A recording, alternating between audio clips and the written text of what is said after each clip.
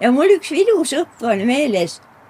Minu kodu on Põhja-Eesti Paekalda all just on talu.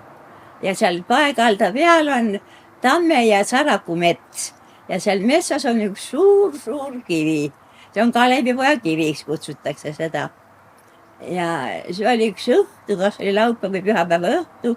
Heldur oli meil ja me rolisime selle kivi otsa ja vaatasime sealt, kuidas päike läheb Looja Soome lahel. Ja all orus oli siis mets üle metsa latvade, passis meri ja päike läks seal Looja ja seal sündis üks laul. Kord mõtetes viibisin Loojangu eel ja vaatasin päikese tee. See ei tule välja. Ja et see on üks niisugune moment, mis on nii hinge jäänud ja ära ei lähe. Ja. No kuidas ma teda mäletan? Mälestused on pikad ja laiad. Mälestan teda noorena, mäletan teda keskeal, eas, kui olime koos keskealased ja nüüd lõpuks vanas eas ka veel. Ta oli rahuliku loomuga, väga aktiivne.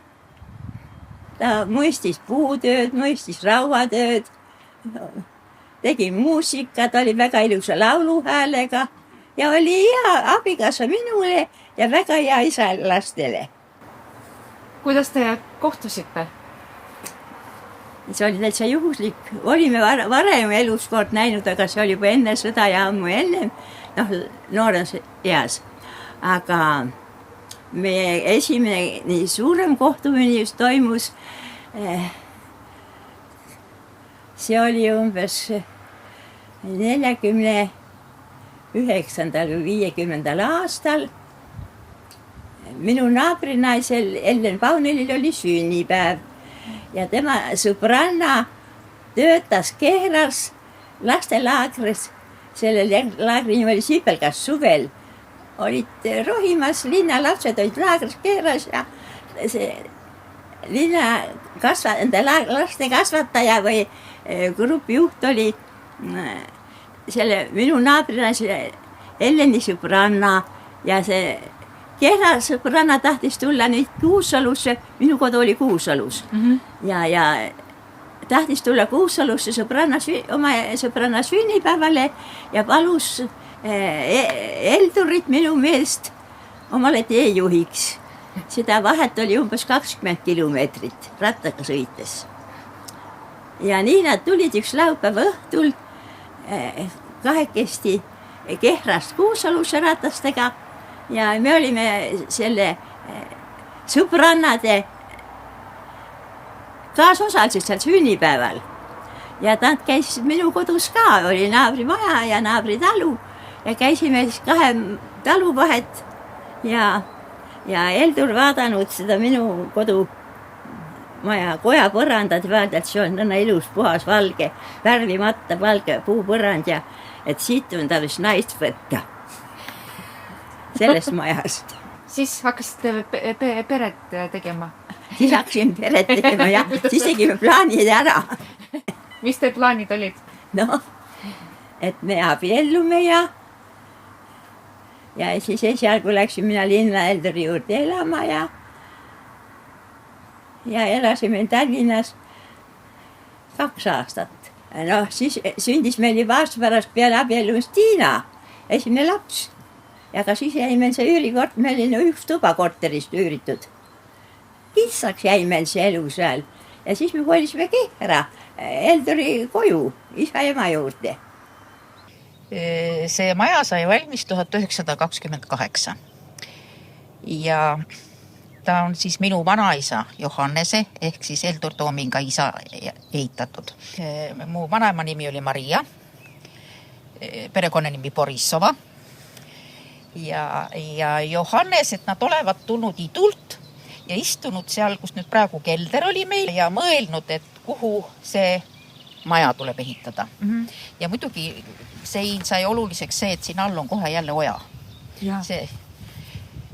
Ja siia need selle maja siis ehitasid. Ja siis minu isa, Heldur Tooming, seesama, kes seal pildi peal on, pispüksis, oli 2-aastane, kui nad siia elama tulid ja peale seda siis sündis veel 1930. aastal tädi Eljo, kelle tütar nüüd elab selles kivimajas seal.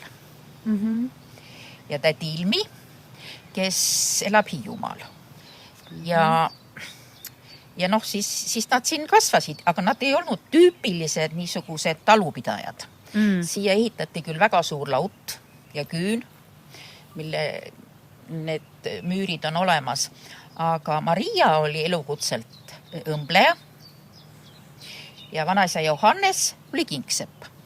Et selleks, et kuidagi ennast ära elatada, tuli siis seda talutööd tehti just täpselt nii palju, et omale toit lauale ja piim ja leib ja eks nad siis ikka õmblesid ja tegid saapaid rohkem.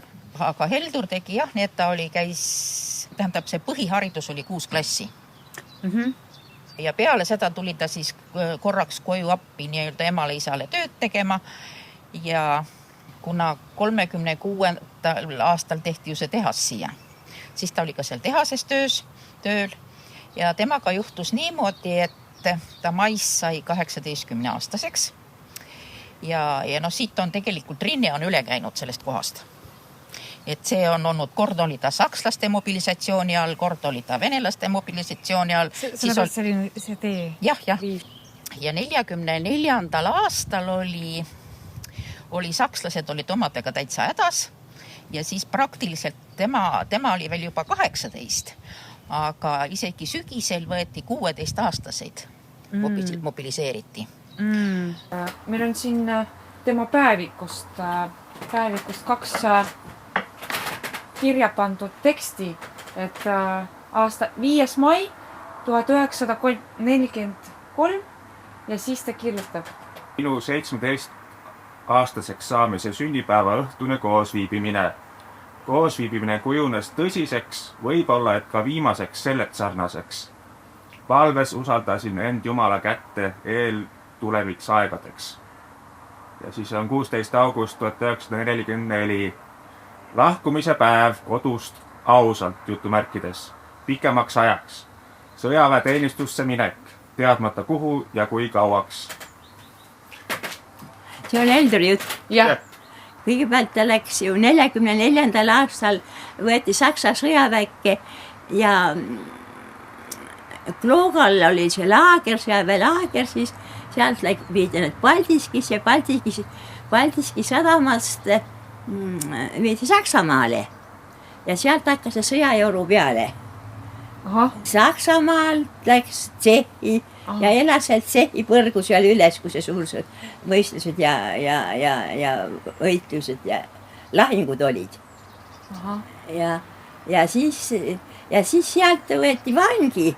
Venelane võttis ta sealt vangi ja viis Vorkutasse. Tähendab, see oli mingi aeg, kus kodused ei teadnud temast mitte midagi. Ja ilmselt see oligi siis see 44. aasta lõpp kuni 48, 49. Et siin albumis on nüüd neid vanaisa, need niisugused pildid. Ja mina nüüd ei tea, kas need pildid on tehtud Vorkutas või need on juba Sillamäel. Sillamäel oli siis, kui juba Vorkutas oli ära olnud oma vangiaja ja toodi Sillamäele, siis ta oli tööpataljonis. Siis oli üks osa sõjaväest oli siuksed, ma ei tea, praakmehed, kes ei kõlbeid päris rindele saata ja mujale oli tööpataljon. Sa olid sõjaväelane, aga sind pandi tööle. Ja siis ta oli Sillamäel, kui see Sillamäe linna ehitati, tegi seal uksi ja aknaraamisi ja oli tisleri tööd tegi. Ja ta oli seal mitu aastat. Kus ta kirjutab nüüd ise, et näeb, 1946. aastast olen töötanud Vene sõjaväes ja sõjaväe ehituspataljonis. kui 1905 kell vabanesin, läks sealt tööle Tallinna leivateha. Jah, 50 oli ta siis. Kindlasti see oli suur vahe, üks oli ikka vang ja teine oli juba vaba mees, kes sinna, noh, muidugi ta oli sõjaväekord oli ja sõjaväe ta allus, aga see oli ikka oma kodumaal ja ema, ta oli 7 aastat ära. Wow. 40, jah, 18 oli vana, kui Saksa sõjaväkke läks. Ja 25 oli vana, kui sealt pääses sõjaväes. Ja ema oli siis, kui ta juba Sillamäele jõudis. Ja ema läks teda siis vaatama. Teda ei tundnud teda ära. Kui ta oli 18-aastane poisikene, siis oli veel välja arenemata täitsa see mehe iga või see kasv ja eks see mõistus oli ka siis ikka nõrgem veel ja kui ta nüüd teda nägi, oli suur ja tugev ja tume ja kui jõusaalist ja hoopis teine mees. Ta oli tumedate juustega ja eks ta tervist sai ka kannatada. Ega see ei olnud nii, et kui sa sõjavang ikka oled, ega siit siis ei kohelda nii kui ja sõjaaeg. Nad oleks võib-olla teine aeg olnud siis, aga siis olid sõjaajad ja eks nad said seal kannatada ka, ega rääkis just, kuidas ta, see Vorkuta, kuidas ta seal põlevkivi kaevanduses, et see kivikamakas võtti selle õlma alla ja läks külasse pakkuma, et sai natuke toitu. Selle kivikamaka eest. Aga kuidas te arvate, kuidas see mõjutas teda iseloomu, Helduri iseloomu, kas veendumusi äkki, et nagu üldse elu hiljem, et nagu see 7-aastane kogemus, et ma saan aru, et ei tundnud teda nagu enne, aga kuidas te seda sõnastaksite või nagu ta oli positiivne.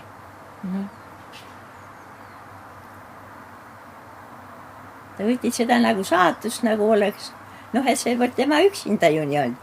Sellega oli terve suur hulk noormehi ju, kes kõik selle tee läbi tegid ja see oli selline aeg ja ta ei hädandanud, ega ma ütlen, ta oli positiivse olekuga. See sõltub jälle inimesest, mõndas, et see elukogemus või see raskus karastab, teist ta murrab.